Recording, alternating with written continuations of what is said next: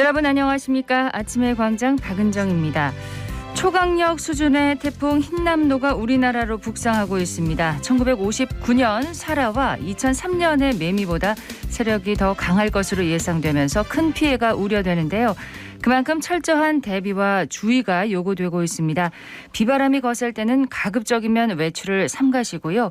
농촌과 야외 작업장에서는 안전사고에 유의해 시설물 점검을 반드시 하셔야 합니다. 상습 침수 지역과 산사태 위험 지역 등에는 접근하지 말고요. 하수도와 배수구, 맨홀 등에서 물이 역류할 가능성도 염두에 두셔야 합니다. 그리고 이 태풍 영향권에 들면 교통사고 치사율이 평소보다 약 30% 높아진다고 합니다. 감속 운행과 안전거리 유지에 더욱 신경 쓰시기 바랍니다. 자, 9월 5일 월요일 아침의 광장, 먼저 이 시각 태풍 상황부터 알아보겠습니다. 대구지방기상청 예보과의 김혜정 기상사무관 연결돼 있습니다. 김 사무관님 안녕하십니까? 네, 안녕하십니까? 네, 고생 많으십니다. 지금 태풍이 어디에 있나요? 네, 제11호 태풍 흰남노는 오늘 새벽 6시 현재 서귀포 남남서쪽 약 480km 부근 해상에서 시속 21km의 속도로 북진하고 있고요. 중심 기압은 935헥토파스칼, 최대 풍속은 초속 49m로 매우 강한 강도를 계속 유지하고 있습니다. 그렇군요. 앞으로 예상 진로나 또 강도에 대해서도 좀 설명을 해주세요. 네, 태풍은 매우 강한 세력을 유지한 채 북상하겠고요. 태풍 강풍 반경이 400km 안팎으로 대구, 경북, 울릉도, 독도, 해상까지 우리 지역 전역이 태풍의 영향을 받겠습니다. 태풍은 계속 북상하여 내일 이른 새벽경 제주도 부근을 지나서 06시경 남해안 부근을 지난 후 내일 낮에 동해상으로 빠져나갈 것으로 예상이 되고 있습니다. 이에 따라서 오늘 밤 대구와 경북 남부 앞바다에는 태풍특보가 예상이 되고 있고요. 경북 북부와 울릉도 독도, 경북 북부 앞바다와 동해남부 먼바다에도 내일 새벽에 태풍특보가 예상이 되고 있습니다. 네, 지금 제주도를 비롯해서 남해안 지역은 비상인데요. 우리 지역에 최고로 이제 근접해지는 시간은 정확히 어느 정도일까요? 네, 대구 경북은 5일 밤부터 내일 사이에 영향을 받을 것으로 예상이 되고 있는데요. 특히 울릉도 독도와 동해남부 해상은 7일까지도 강한 바람과 높은 물결이 예상이 되고 있습니다. 태풍의 가장 최근접 시기는 내일 아침에서 오전 사이고요. 태풍 강풍 반경이 매우 넓고 매우 강한 태풍이기 때문에 네. 최근접 시간 전후로도 영향을 받을 수 있다는 점 유의해 주시고요. 태풍 정보를 수시로 확인해 주시기 바랍니다. 우리 지역에 태풍 최고로 근접하는 시기가 내일 아침에서 오전 사이라고 얘기하셨습니다. 비바람 정도는 어느 정도일까요? 네, 대구 경북은 내일까지 100에서 300mm, 특히 경북 동해안과 울릉도 독도에는 400mm 이상의 매우 많은 비가 내리겠고요. 특히 오늘 밤에서 내일 오후 사이에는 시간당 50에서 100mm의 매우 강한 비가 내리는 곳도 있겠습니다. 네. 특히 동해안 지역에는 초속 30에서 40m의 강한 바람, 특히 울릉도 독도에는 초속 40에서 60m의 강한 바람이 불겠고요. 특히 해상에는 물결이 4에서 12m 이상으로 매우 높게 일기 때문에 비와 바람, 파도 등의 피해가 없도록 각별히 유의해야 되겠습니다. 네, 자, 시민들이 특별히 이제 조심해야 할 부분을 좀 지적을 해주시죠. 네, 이번 태풍은 매우 많은 비와 강한 바람, 높은 파도가 예상되고 있어서 철저한 대비와 각별한 주의가 더욱 필요하겠습니다. 가급적 외출을 자제해 주시고요. 부득이 외출할 때에는 강풍에 의한 낙하불이나 맨홀 역류 등에 의한 피해가 발생하지 않도록 보행자 안전과 차량 운전에 각별히 주의해 주시기 바랍니다. 특히나 택배나 건설 현장 등 야외 근로자 안전에도 유의해 주시고요. 하천변, 계곡, 저지대 등 침수 위험 지역에서는 안전한 곳으로 미리 대피해 주시면 좋겠습니다. 무엇보다도 최신의 태풍 정보를 수시로 확인해 주시고 지자체나 재난방송 등 관계기관의 대피 안내와 유의사항을 반드시 확인하셔서 태풍으로 인한 피해가 최소화될 수 있도록 각별히 주의해 주시기 바랍니다. 네, 계속 애써주시기 바랍니다. 고맙습니다. 네, 감사합니다. 대구지방기상청 예보과의 김혜정 기상사무관이었습니다. 지금 시각 8시 34분을 지나고 있습니다. 자, 이 시각 교통 상황 살펴봅니다. 교통정보센터의 김현지 리포터 연결합니다. 네, 먼저 고속도로 정보입니다. 이 시각 일부 구간으로 지체 보이고 있습니다. 경부고속도로 서울 방향 금호분기점부터 지천 143km 지점까지 교통량 점차 더해져서요. 신동제 146km 지점에서 차량 꽉 막혀 있습니다. 중앙고속도로는 춘천 방향 동명휴게소부터 다부터널까지 3km 정도 흐름 둔합니다. 계속해서 시내도로 정보입니다. 신천대로 서대구 나들목 방향은 대봉교 지하차도 가까이 하며 밀리기 시작하는데요. 침산교 일대까지 더디게 이동합니다. 반대 상동교 방향은 침산교 상단 빠지는 차들 제속도 못 내고 지나고 있고요. 동북로는 복현내거리에서 복현오거리 방향 복현내거리 10m 지난 지점 1차로에 승용차 한 대 고장으로 정차 중이니까 유의해서 지나셔야겠습니다.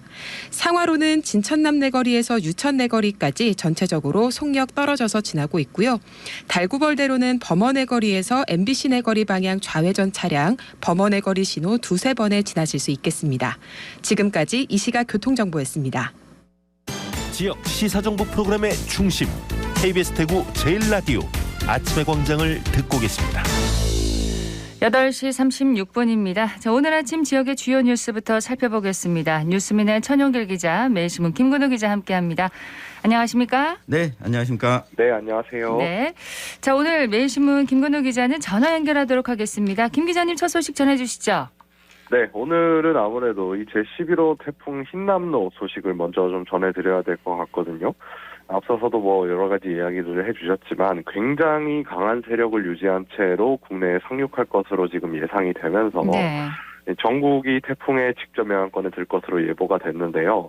현재 시점 기준으로 일단 내일 새벽이나 이른 아침에 상륙할 것으로 지금 예상이 되는 상황입니다. 오늘 오전 기준으로 이제 제주 서귀포시 남남 서쪽 해상에 지금 태풍이 위치하고 있는 상황인데요. 이 중심 기압과 최대 풍속이 굉장히 이제 강도가 높습니다. 거의 초강력 수준이라고 하는데. 그렇습니다. 네, 아시다시피 태풍은 주로 여름에 오는 걸로 생각들을 많이 하십니다만 우리나라에 심각한 피해를 줬던 태풍은 대부분 또 가을 태풍이었거든요. 1959년 사라하고 2003년에 있었던 매미가 대표적으로 이제 9월에 와가지고 피해가 컸던 가을 태풍이고요. 네. 2002년에 루사 같은 경우에도 8월 말일에 상륙했기 때문에 사실상 가을하고 여름 사이쯤이었습니다. 제가 어제 이 세 가지 태풍의 진로를 보니까 지금 이 흰남노의 예상 진로하고 굉장히 놀랍도록 비슷하게 이 큐슈 서쪽을 거쳐가지고 남해안을 강습하는 그런 경로를 가져왔거든요. 네. 그런데 이 흰남노는 매미하고 루사를 넘어서는 수준의 이 국내 관측 사상의 최강일 거다 이런 얘기까지도 나오고 있는데 이 기상청의 예보를 보면 뭐 허언이 아닙니다. 이 흰남노의 상륙 때 예상되는 흰남노의 중심 기압이 950헥토파스칼.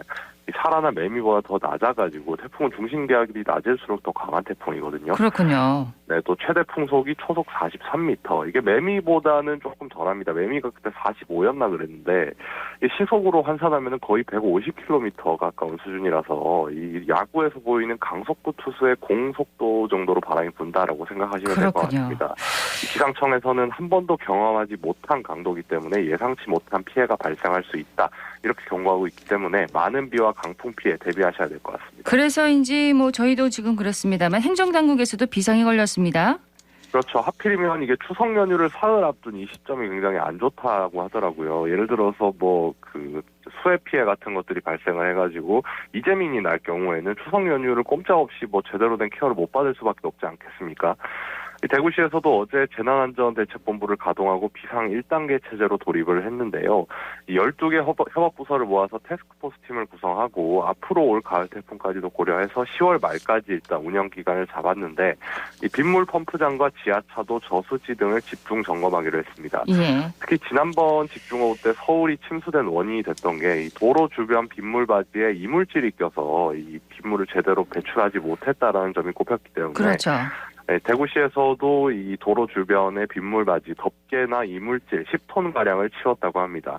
이 경북 같은 경우에는 또 농어촌이 있는 데다가 바다를 끼고 있기 때문에 한층 더 강한 대비가 필요한 상황인데 이 경상북도에서는 해안가 저지대 배수시설을 정비하고 태풍 양해 지역의 어선 또 선박의 조기 귀향이나 피항을 독려하는 한편 여망과 어구 같은 수산시설물을 고정하고 양식장 비상발전기도 점검했다고 하는데요.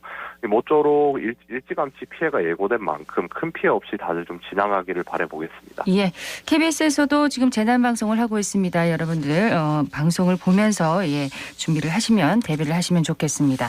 자, 이슈톡으로 넘어가도록 하겠습니다. 오늘 이슈톡의 주제는 뭐지요? 네, 이 대구의 10대 형제가 친할머니를 잔혹하게 살해하는 충격적인 사건이 발생한 지 벌써 1년이 지났습니다. 이 사이에 법원 판결이 확정되기도 했고 이 사건은 마무리됐지만 이 당시 지적됐었던 위기 가정에 대한 복지 대책은 여전히 좀 미흡하다는 목소리가 나오고 있는데 오늘 이 내용 한번 살펴보겠습니다. 그렇습니다. 어느덧 1년이 지났는데요. 김건우 기자가 최근에 사건 현장을 다시 찾아봤다고요?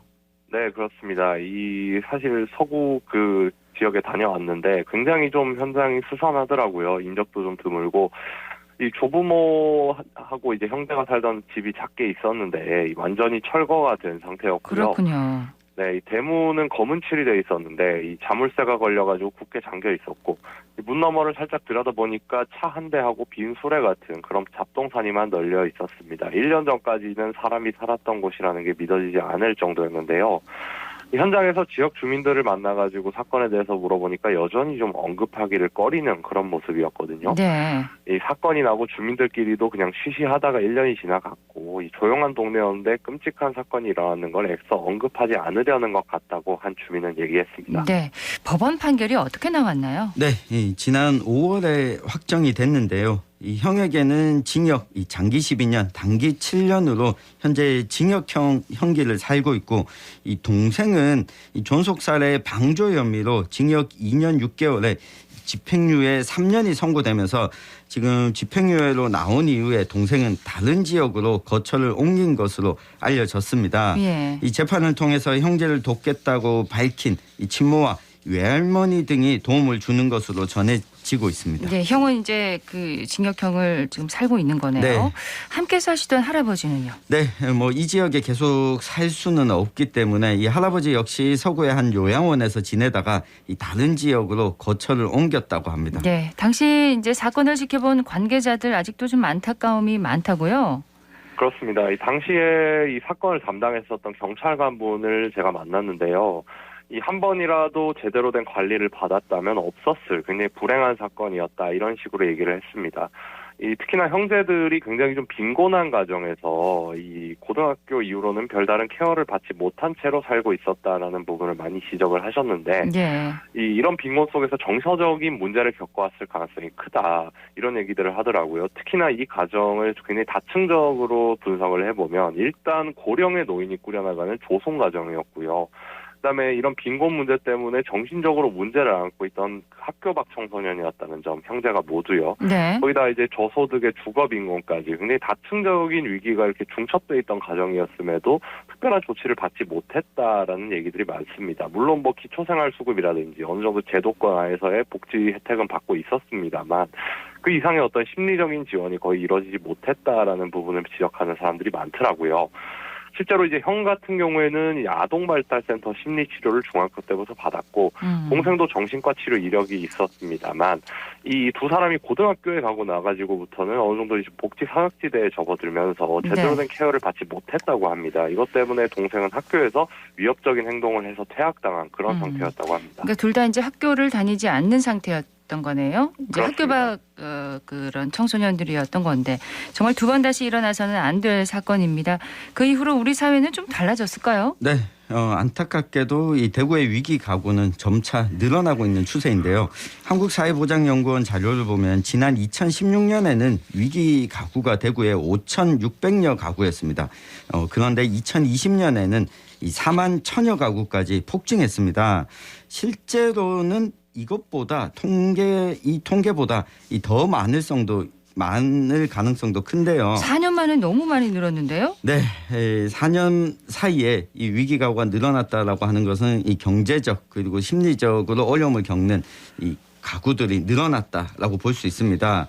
빈곤에 따른 시선이 두려워서 은둔하고 있는 경우도 많다는 게 현직자들의 설명인데 네. 이 예산이나 인력이 모자란다는 일반적 인식과 달리 언제든 심리 지원을 비롯한 이 도움을 줄 수 있다고 이 사회복지 현장의 관계자들은 이야기를 하고 있습니다. 위기가 있는지 없는지 어떤 위기를 겪고 있는지 이 발굴 자체가 어려워서 지원하기 힘든 경우도 있다.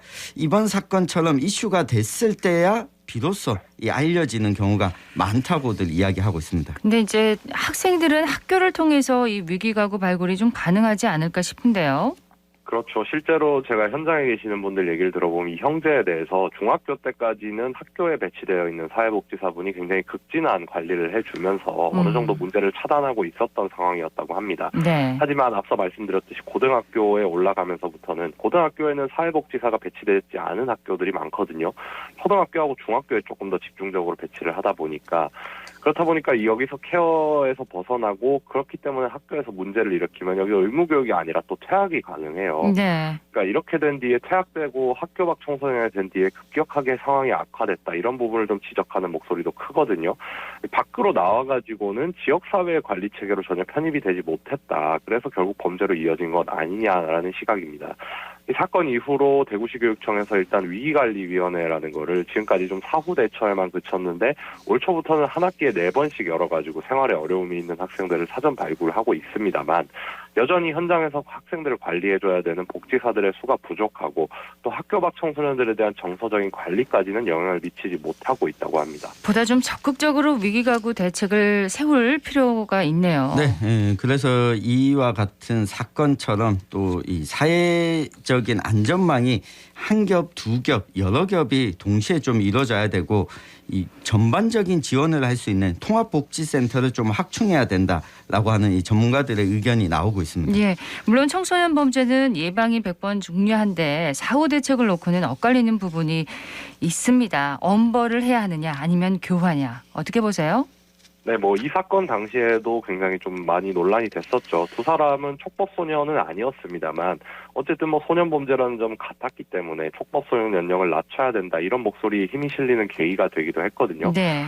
최근에도 스스로 촉법소년인 걸 알면서 당당하게 또 범죄 행위를 저지르는 학생이 좀 공분을 사기도 했었죠. 이때 이제 1심 선고공판 때 그 사건을 맡았던 판사분이 했던 얘기가 굉장히 좀 의미심장한데 이 고 박완서 작가의 자전거 도둑을 형제에게 건네면서 이제 본인 행동을 좀 되돌아보고 앞으로 어떻게 살아갈지 고민해봐라 이렇게 전했거든요. 네. 이건 이제 소년이 양심의 가책을 느끼는 그런 내용인데 이 판결 또 책 선물까지 우리 사회 청소년 범죄에 대한 논란을 좀 다시 불러일으킨 점이 있습니다. 이 SNS에서는 이 교화를 기대하는 목소리 아직 어리기 때문에 조금 이제 나아가서 우리 사회의 어떤 구성원이 됐으면 좋겠다라는 그런 목소리하고 책 선물보다는 처벌부터 해야 되는 거 아니냐 이런 좀 강경한 의견이 굉장히 그렇군요. 첨예하게 엇갈리는 모습이었습니다. 전문가들은 어떻게 볼까요? 네, 의견이 좀 갈리고 있는데요. 이 국가에서 엄벌주의를 쳤을 때 범죄율이 현격히 낮아졌다는 지금 보고가 없는 것을 보면 이 처벌 강화만으로는 이 비행과 재비행을 막기는 쉽지 않다면서 우선 소년들에 대한 수용 시설을 확충하고 이 처우 개선 등이 뒤따라야 한다. 이런 주장이 있는 반면에 네. 최근 들어서 시대가 바뀐 만큼 엄벌이 필요하다는 의견도 좀 나오고 있습니다. 엄벌주의가 낙인 효과를 유발한다는 인식은 이해하지만 이제 사회적으로 좀 많이 개방됐기 때문에 스스로 처벌받지 않을 것임을 알고 이 범행을 저지르는 소위 촉법소년 사례는 막아야 한다라고 네. 하는 의견도 나오고 있습니다. 자, 1년 전 사건을 참 되돌아보면서 직접 취재한 김 기자는 어떤 생각을 했는지 궁금합니다. 참 왜 이렇게까지 됐을까 굉장히 마음이 아팠습니다. 이 안타까움이 많았던 사건이었는데 어떤 범죄든 마찬가지지만 그 범죄자 개인에 대해서 분노하고 욕하는 거는 우리 개개인이 그냥 하면 되는 부분이라고 보고요. 네. 사회 전체적으로는 어떻게 하면 저런 범죄가 발생하지 않을까를 좀 고민해야 된다고 봅니다. 앞서 말씀드렸던 사회복지사의 보살핌이 고등학교 올라가면서부터는 없었던 문제 그리고 학교 밖 청소년이 되면서부터 지역사회의 어떤 심리적 지원에서 완전히 벗어나 있었던 문제 네. 이런 부분을 한번 짚어봐야 될 것이라고 생각하고 우리 우리가 사회가 놓친 해야 될 부분을 놓친 부분을 좀 보완해야 할 필요가 있을 것 같습니다. 네, 저는 복지 이야기를 하면서 늘 포퓰리즘이다 이런 이야기가 따라오는데 오히려 이번 사건에서도 수 있듯이 사회 안전망이 부족함으로 인해서 나오는 이 갈등 비용, 이 사회적 비용 등이 더 클 수 있다. 이거 하나만큼은 우리 시민들이 좀 합의하고 이 복지 재정을 좀 늘려나가는데 앞으로 국가와 사회가 좀 힘을 쏟아야 하지 않을까 싶습니다. 다시는 이런 일은 일어나지 않도록 제대로 대책을 좀 세웠으면 하는 바람입니다. 뉴스민의 천용길 기자, 매일신문 김근호 기자였습니다. 고맙습니다. 감사합니다. 감사합니다.